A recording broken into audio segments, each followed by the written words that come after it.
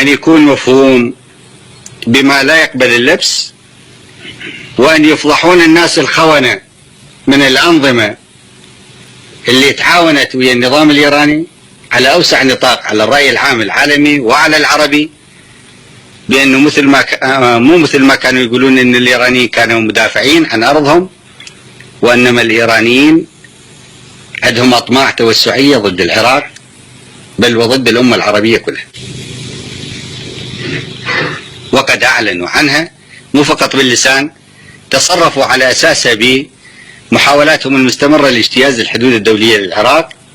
وبتصريحاتهم المستمرة. آخر تصريح لهم للمتهم بالعقل أكثر من سواه خامنئي يقول احنا راح نظل نقاتل وربما نروح إلى بغداد حتى يسقط صدام حسين. إذن هذه هي أهداف،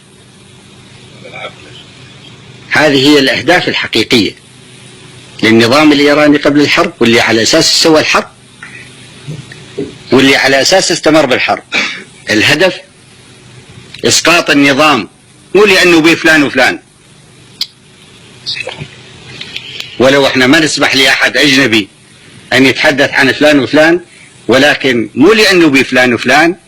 لأنه هذا النظام وطني مستقل يقف بوجه الأطماع، يمنع عليهم أن يحول العراق إلى تبع إلى طهران، ويعينوا الأمراء مثل ما كانوا يفعلوا قبل الإسلام،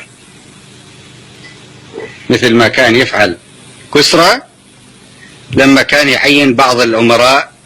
في العراق أو يرضى عليهم أو يختار هذا الأمير أو ذاك.